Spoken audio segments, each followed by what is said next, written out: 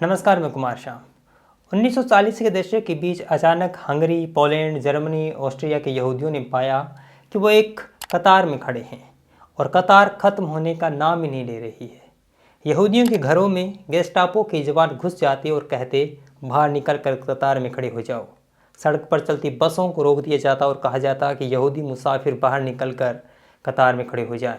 ऑश्विट्ज़ बिर्केनाउ में घुसते ही इन यहूदियों से कहा जाता, कतार में लग जाओ, ये कत्ल की कतारें होती।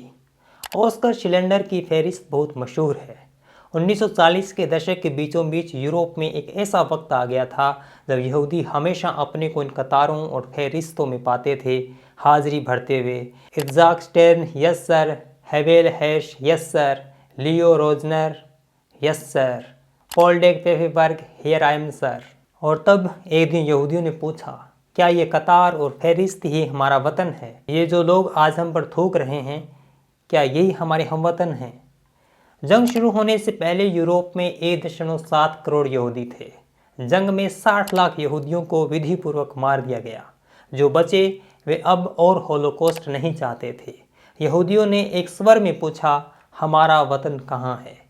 इंजिल की आयतों से ये जवाब गूंजा, दान और बिरशेवा के बीच, हमाद के प्रवेश द्वार से लेकर इजिप्ट की नदी तक, जिसके पड़ोस में वो सिनाई का पहाड़ है जहाँ पर हज़रत मूसा ने 10 उपदेश दिए थे, यरूशलेम जिसकी राजधानी है, वही इज़राइल की धरती। और थके हारे, टूटे झुके, मरे कटे, अपमानित अपमानित यहूदी अपना अपना पीला सितारा और किप्पा टोपी पहनकर अपनी यिदिश और हिब्रू बोलते हुए उस प्रोमिस्ड लैंड की ओर चल पड़े जिसको वो अपने पुरखों की धरती समझते थे।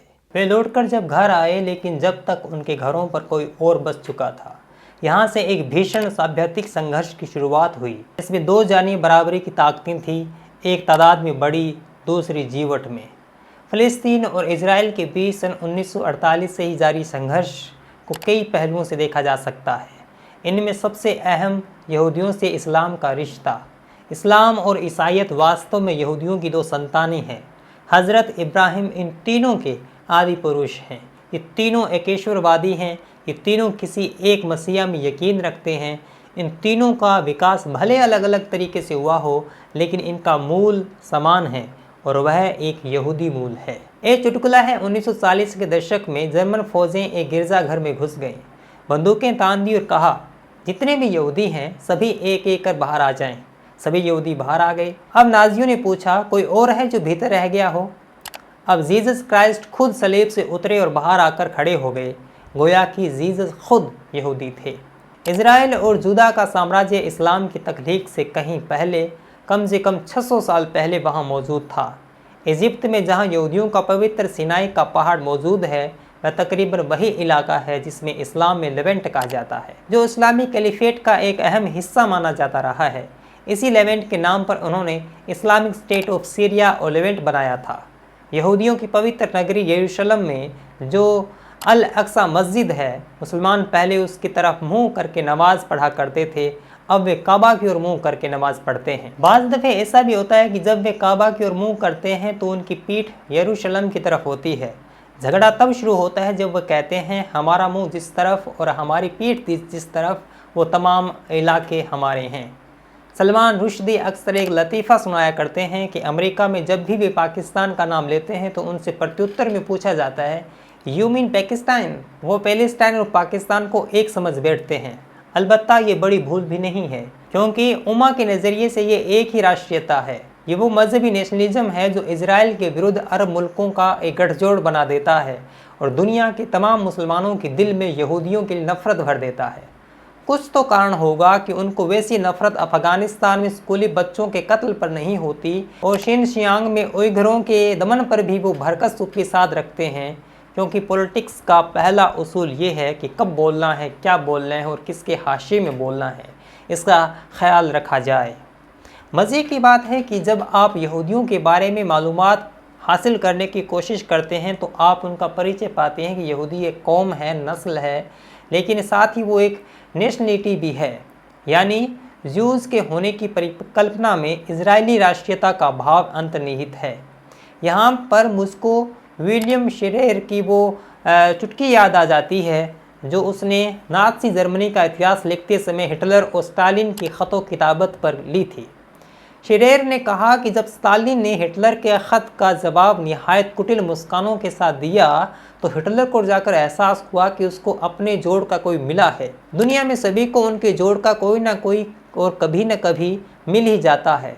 इस्लामिक उम्मा को इसी तरह यिदिश नेशनलिज्म मिल गया है, लिहाजा लड़ाई जारी है, पत्थर और बम उछाले जा रहे हैं, कोई किसी से कम नहीं है। यहूदी इजराइल को अपना इकलौता राष्ट्र मानते हैं और वो ये जानते हैं कि अगर उनसे ये छिन गया तो वो कुर्दों और यजीदियों की तरह शरणार्थी बनकर दुनिया में भटकने को मजबूर हो जाएंगे।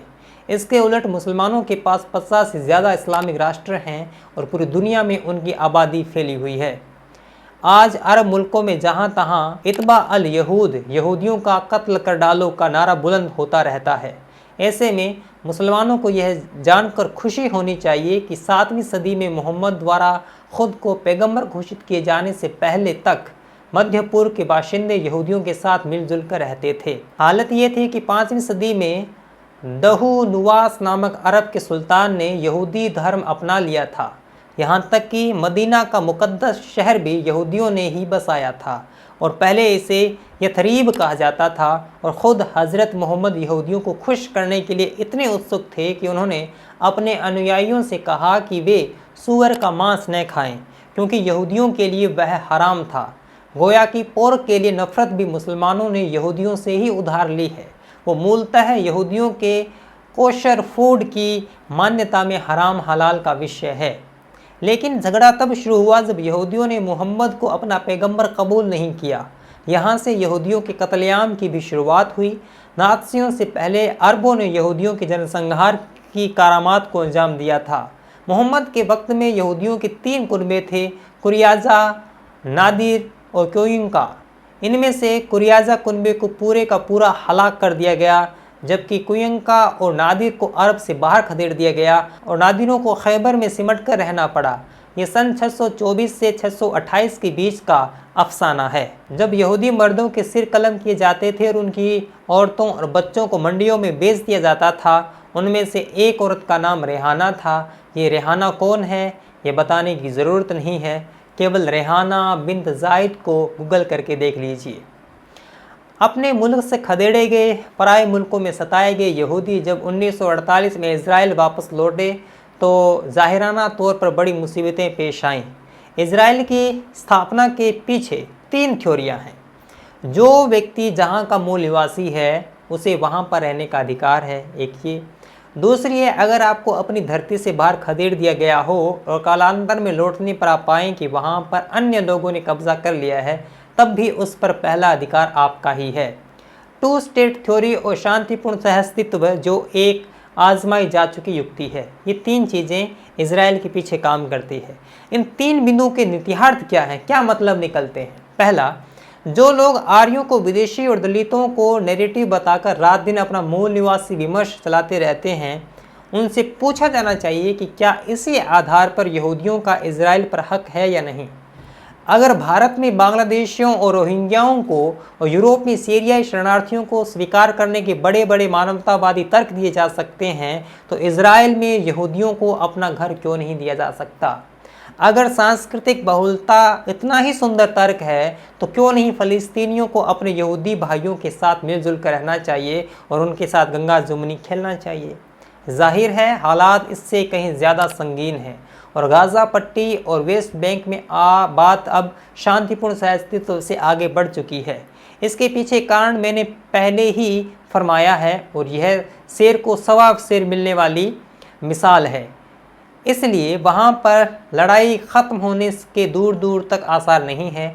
इज़राइल बहुत जीवट वाला मुल्क है और खून लगे दांतों के बीच जीभ की तरह वहाँ पर रहता है। चारों तरफ से खूंखार शत्रुओं से घिरा है जो किसी कीमत पर अमन नहीं चाहते। जॉर्डन, सीरिया, इजिप्ट, अरब सब ने उसके खिलाफ जंग छेड़ी हुई है। तकलीफ़ केवल गाज़ा पट्टी को ही नहीं है, ये उम्मा बनाम यिदिश नेशनलिज्म का क्लासिक टकराव है। इस्लाम में इज़राइल के विरुद्ध इत्तेफाद नामक जंग छेड़ी हुई है और पूरी दुनिया के मुसलमान इस इत्तेफाद का पालन करते हैं। वो भूलकर भी उन जुल्मों और कहर का बयान नहीं करते जो खुद उन्होंने किए हैं और औरों पर बरपाए हैं। इजराइल में जारी मौजूदा संघर्ष भी इतना एक तरफा नहीं है जितना जतलाया जा रहा है। इजराइल पर फ़लस्तीनी दहशतगर्दों ने 2 रॉकेट दागे हैं, जिसके जवाब में वो भी पलटवार कर रहा है। सोग इस बात का है कि इसमें दोनों तरफ से मासूम और मजलूम मारे जा रहे हैं, बच्चे और औरतें और हज़ारों वो सिविलियंस जिनके बारे में मैं यकीन कर सकता हूँ कि वो मज़हब में अंधे न होकर इंसानियत के लिए धड़कते हुए दिल अपने कलेजे में रखते होंगे। इस संघर्ष की एक और उपकथा है। अमेरिका में सत्ता बदल हुए और डोनाल्ड ट्रंप की बेदखली के बाद जो बाइडेन की ताजपोशी हुए अभी 6 महीना भी नहीं हुआ और हमें अफ़गानिस्तान और इजराइल से खूनजारी की खबरें मिलना शुरू हो गई हैं। बीते 4 सालों में मिडिल ईस्ट में अमन चैन कायम था, जबकि उससे पहले बराक ओबामा के राज में सीरिया, लीबिया और इजिप्ट घोर राजनीतिक अस्थिरता का केंद्र बने हुए थे। कहीं ऐसा तो नहीं कि दहशतगर्दी की फसल लिबरलिज्म की गिल्ली मिट्टी पर ही ज़्यादा पनपती है। ये शब्द थे सुशोभित के। आपको ये वीडियो कैसा लगा ज़रूर बताएं। मुझे सपोर्ट कर सकते हैं पेटीएम, पेपाल, फ़ोनपे पे। मिलेंगे अगली वीडियो में, तब तक के लिए धन्यवाद। सब्सक्राइब कीजिए कुमार शाम यूट्यूब चैनल को और बेल आइकन भी दबाना न भूलें।